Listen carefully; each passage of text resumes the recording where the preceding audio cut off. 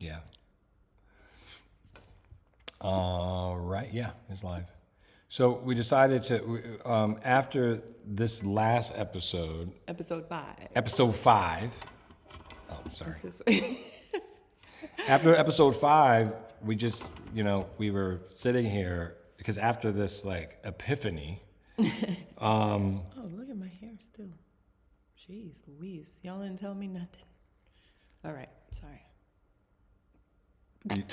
are you good? You good? I'm good. So after this last episode, we were just sitting here talking because I'm just dissecting through a lot of the things, a lot of the decisions that I've made. And I had some questions. And she had some questions, and so about where the epiphany came from and what led up to it. So we were like continuing the conversation. I'm like, well, hell, we might as well turn the camera back on. Yeah. So what I was saying before we turned the camera back on was what I noticed in having Naples Vitality as a practice. Mm-hmm. I noticed that you were more concerned about what people's experience was going to be to get the results that they needed to get. And once they got the results, that lit you up, that made you happy. Mm-hmm. That's what you it seemed like that's what you went into it for, right? Yeah. To be that inspiration, to inspire the person to take action on getting control over their health, right? Yeah. So you were like over the moon. And I think that's why you enjoy doing the wins so much and all of that. Mm-hmm. But it was never, I noticed going through the process of building the practice with you and, being involved in some of the clinical aspects of it, you never really liked the in-depth clinical part of what got them there. Mm-hmm. There's so many practitioners I noticed that love that part of it. So they get into the detailed, into the science, the science of the each biochemistry. Yeah, and how much of this enzyme is this person missing, and where can we find this particular vitamin or mineral, or this mineral has an interaction with this, and it's so complicated. And I appreciate their brain and how they process all of that, but coming from a layman, that's a lot for me to think about, especially somebody who doesn't like taking supplements in the first place. And I think most of us are like that. I mean, obviously you can't, some people do, but you can't take 100 supplements. Some people do. But some people do. And to me, that's just a lot. It's not sustainable either. Financially, it's not really sustainable. Mentally, it's not really sustainable. I know that there are ways around it that you've found that works. And he's just what's going to work? All I care about is what works. All I care about is what works. That's what they're going to get. Yeah. So, but that's good too. It's great to be like that, because you know what? Most people, that's what they want. And that's what they relate to. And because you help people transition from, the traditional sick care model into thinking about how they can improve their health, that inspiration alone causes them to make those changes. If it's too overwhelming, then they're not going to do it. They're not going to do it. It's not going to be sustainable. Right. Because I didn't do it. Ultimately, it's just like every other story that, we've talked about. I seeked it out for me first. Right. So that I could inspire other people. Yeah. I had gotten to a point where I got a little overweight. I was had back spasms. I was miserable. I wasn't happy, when I was, in the kind of throes of the business when I was working in the hospital. Right. And I went on health retreats, which I loved. You know, I did some personal development, which I loved. And I wanted to inspire. And that was different. Yeah. And then, you know, right? And so then when I came back, I'm like, I'm not doing the sick care anymore. I'm not just writing prescriptions just to treat people's symptoms anymore. Let's get to the root cause of what's causing it and get people better. That was different. All my colleagues was just like, dude, what? What are you doing? He's like, Career suicide. Yeah, insurance is not going to cover that. You know, like, blah, blah. Yeah. Like, how are you going to make a living doing that? And so I'm just like, it's different shit. It's different shit. Yeah. But it's needed. And so. You inspired me to get better because, well, most people don't know this, but. She was a hot mess. Oh, did I say that out loud? Yeah, that was your inside voice coming outside. I'll let that slide just so I could tell them. So I was about, I guess, maybe 40 pounds overweight. I had digestive issues. I had migraines. I had allergies. I was chronically fatigued, but then I had insomnia. I just had a whole bunch of stuff going on. And the only thing that I got out of all of that when I went to traditional doctors was medications for the symptoms, right? And they diagnosed me with hypothyroidism, and you know, they even wanted to do a spinal tap and consider the fact that I had multiple sclerosis, MS, which obviously I didn't, but just the like putting that in someone's head can cause a whole bunch of other problems. But anyway, when I met you, I had all of that going on. Now, he didn't know that I had all of that going on. She hid it from me. Tell him. She hid it from me. Yeah, I didn't tell him. And then I started seeing what he was doing with some of the people that he was working with. And you didn't even have like necessarily a program or a company yet at the time. I was just You helping. were creating it because people were asking you for help. Because I had wrote the Because book. you wrote your book. Right. And they would ask you, and you were like, okay, I can kind of guide you, you know, separately from the book. And so I would listen and kind of do the things that he would tell these people to do. And I just started doing them on my own. And then I started getting better. And I remember I had 8 nodules on my thyroid that they wanted me to biopsy because, you know, if they see nodules, it could be cancer and all kinds of other things. So I remember I did all of that. I think it was within 5 months time, about 5 months, 5 to 6 months. So much of it had turned around for me that I no longer needed anything for any of the symptoms. I never took it anyway because I don't take medications. I don't barely even take supplements. But anyway. She's very non-compliant.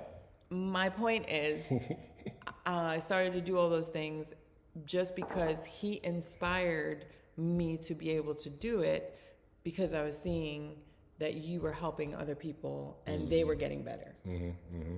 And then years, right? It was like years later, I told him, and he was like, what?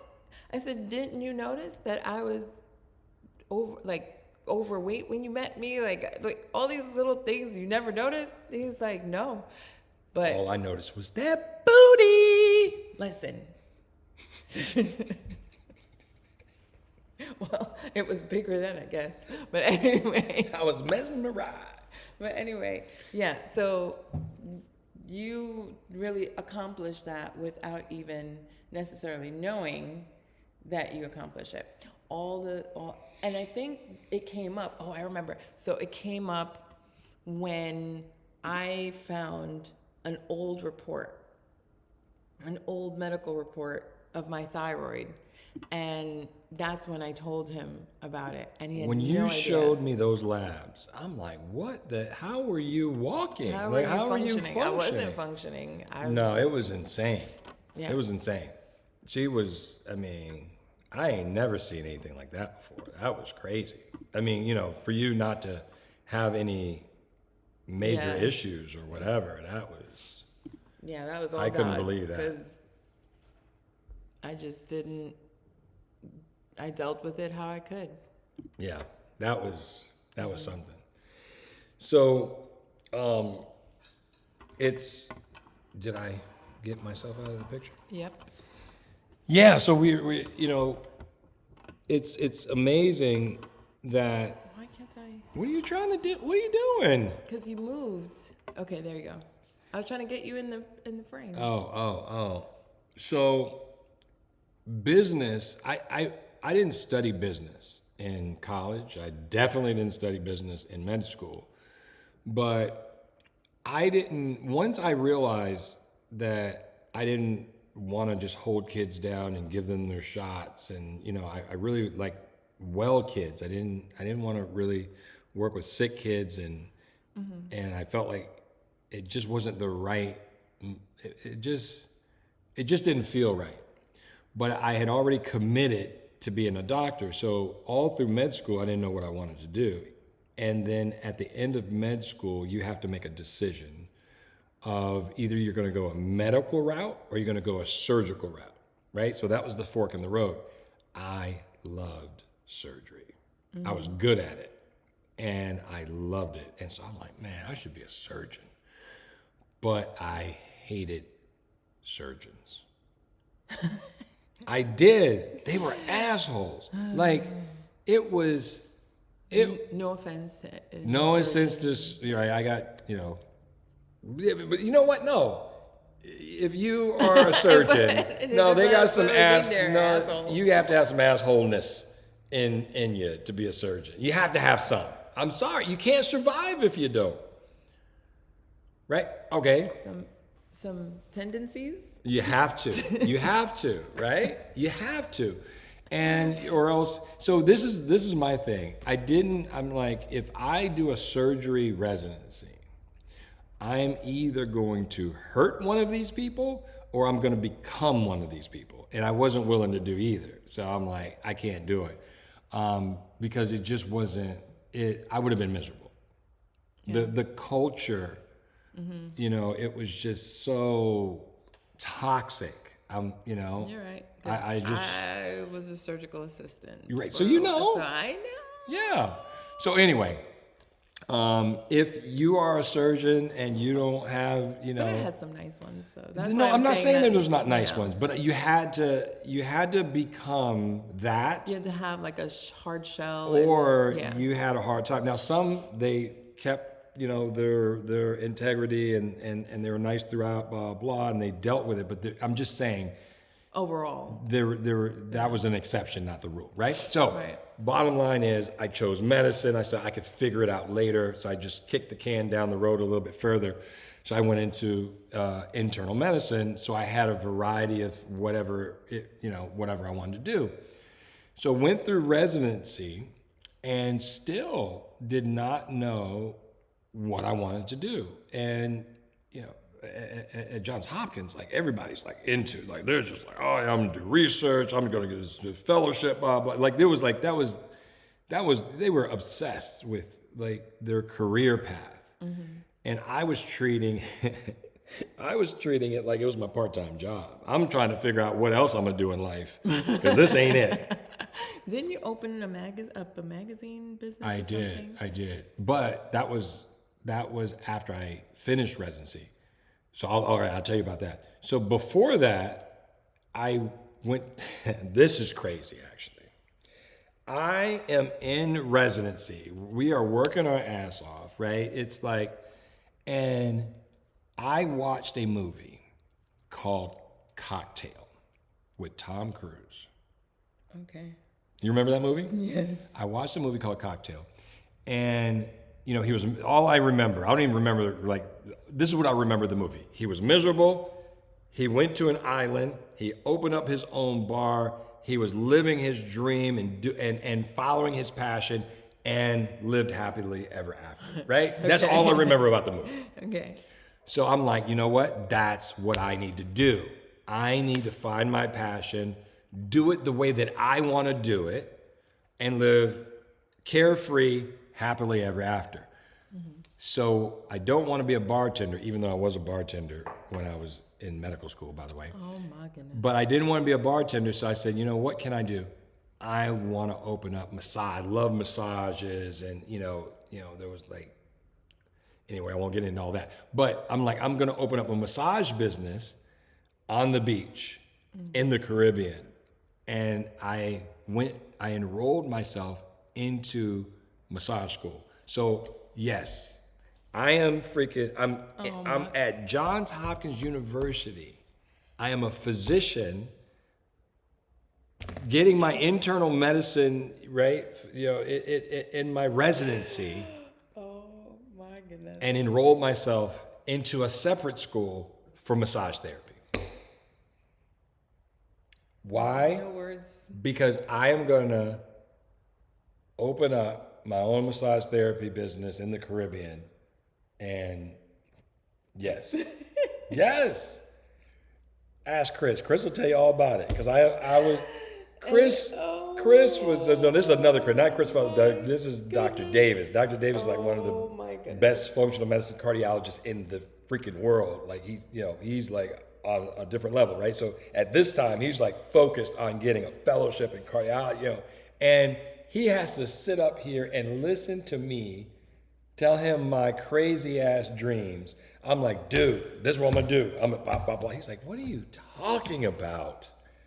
You're a doctor. Why are you in massage therapy school? You're a freaking doctor. What are you doing? And then I had another business idea where I was gonna, remember the Palm Pilot? Oh yeah, you told me about the Palm I Pilot. created a product because I was like, I was always dropping my Palm Pilot, it was cracking. I said, I'm gonna come up with the ultimate case for the Palm Pilot. And I contacted all of these manufacturers in China. I had an artist draw up a prototype, blah, blah. I had China sending me prototypes and samples of this Palm Pilot case, right? And it was like, this is what I was going to do. I did a lot of, I did Amway, and that was in after I got out of residency. I did all kind of stuff, right? Because I was trying to find what am I passionate about, and I wanted control. That had nothing to do with medicine. I wanted control over my life. Well, here's the thing about medicine. Like, medicine was something that I felt like, well, I'm already here. I'm good at it. I understand it, so I might as well do it. I got to pay the bills some kind of way, but I'm not passionate about it, right? Right. And here's the other thing. I'm a big believer in mentorship. I had no mentors in medicine, zero. This was my criteria for a mentor in medicine. This was my criteria. My criteria was, I wanted to find someone that was happy in their life, that enjoyed what they did, and was making a good living doing it. That was my criteria for a mentor. Could not find one person. I could not find one doctor that was happy and fulfilled with what they were doing. Not one. Right? And the one, actually, no, there was one.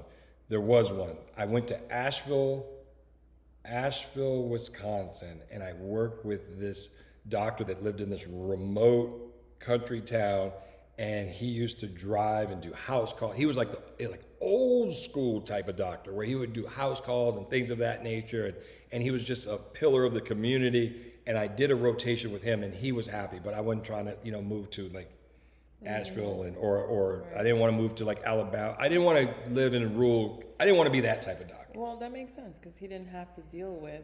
He didn't have to deal with the right. He was able to practice medicine the way he wanted to practice. He didn't have to answer. So I did not want to. So anyway, he didn't have to compromise, but he wasn't a great mentor for me because that's not what I wanted to do. So I'm trying to figure it out. And so then, especially when my dad got sick, and then when my dad got diagnosed with pancreatic cancer, and then medicine failed him. There's like no cure. They're recommending things that harm him, not help him.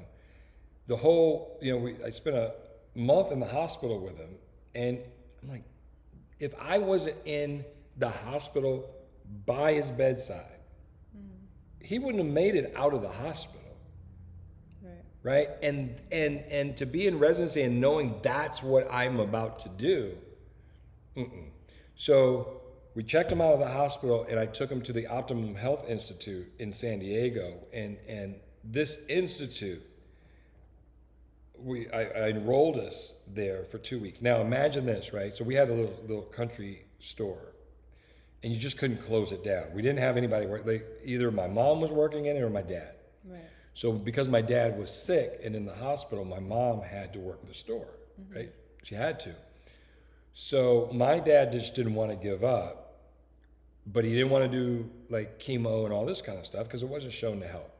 Right. So I did some research, and I found this Optimal Health Institute in San Diego. So I had to convince my mom. To let me take my dad to this institute. She couldn't go. She had to stay back and work in the store. At that point, he had about a month to live. So I'm saying, let me take him to this institute. Take him away from her for 2 weeks. Half of the time. You know what I mean? Yeah.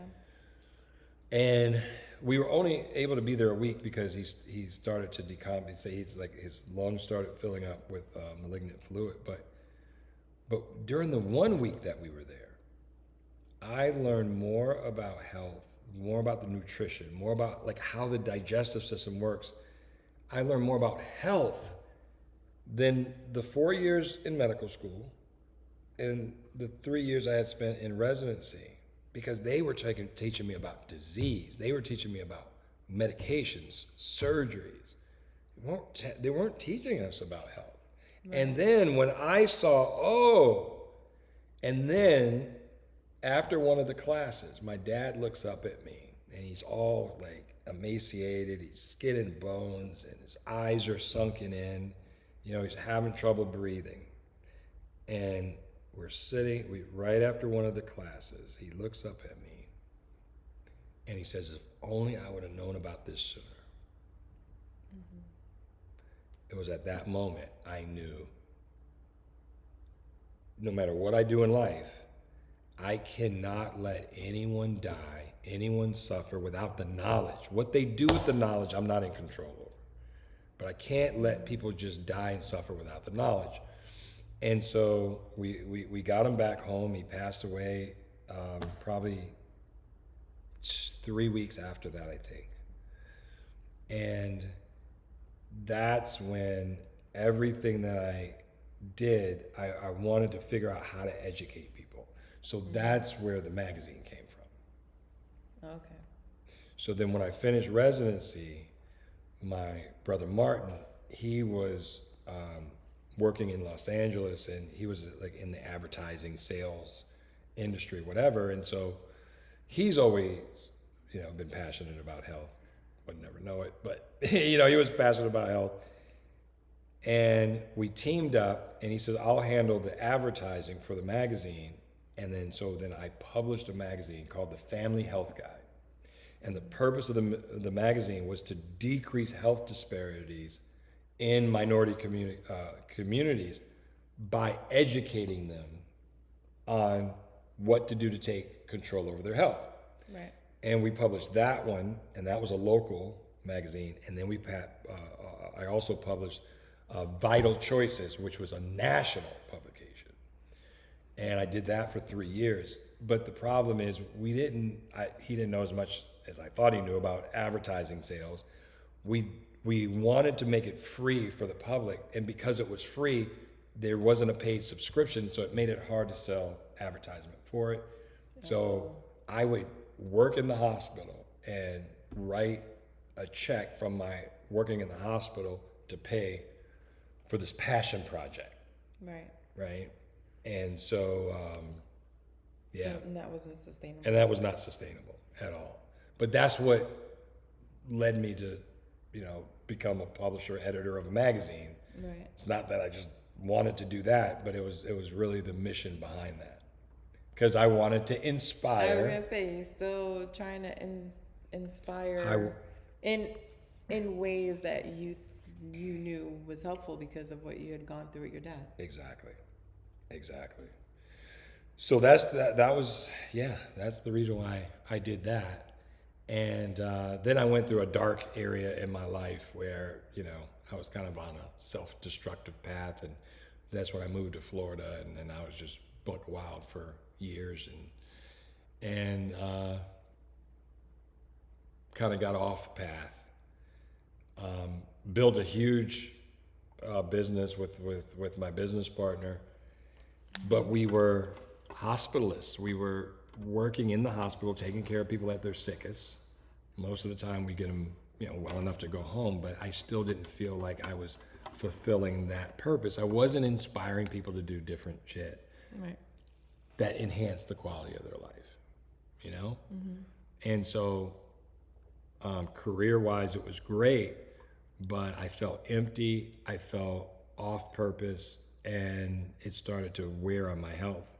And that's when I took that year off, and I did a lot of personal development. Followed Tony Robbins, and went on a spiritual journey, and went to India a couple times. And it was really at that time where it just came to me. I can't do the disease care thing anymore. Yeah. I have to follow. Be true to yeah. And once I did that, and then I saw the transformations that people were having, then it just became addictive. It was like, oh my God. And then I was really like, people that were given diagnoses that, we were taught in medical school, you can't cure. There's no help for that. You just have to be on medications. Nope. Getting, they were optimal, no longer, whether it's autoimmune conditions or diabetes and heart disease, all of these things that once you got that diagnosis, you were just on a bunch of medications. The medications increased. By the time they got into the hospital, a lot of them were on like 15 medications sometimes. Yeah, like my thyroid, as bad as it was, never took the thyroid medication, and then it got better. Yeah. Through what I was doing because of you. Yep.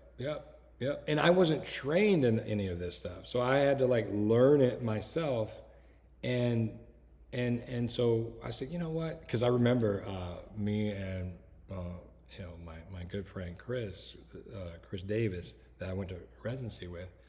I remember we were at conferences, these anti-aging conferences and A4M, and he was he's into the biochemistry. It's like, oh my God, this is great, blah, blah. And I'm sitting up there, that's like, yeah, this is amazing. I need to find someone who's already mastered this and hire them. That was my thing. I'm like, let me find somebody who's already mastered it. Let me hire them. They can help me with me and everybody else. Right. And that's what I did. I put together a team of experts. I put together a team of people that knew their stuff and that were passionate. And my job was to understand it enough to inspire people to do different shit that would enhance the quality of their life. Yep. Naples Vitality Ta-da! was born. Exactly. Oh man, this is great. I love connecting with you like this. This is awesome. Me too. All right, I'm gonna cut it off for real this time. See you, everybody. Bye. Again.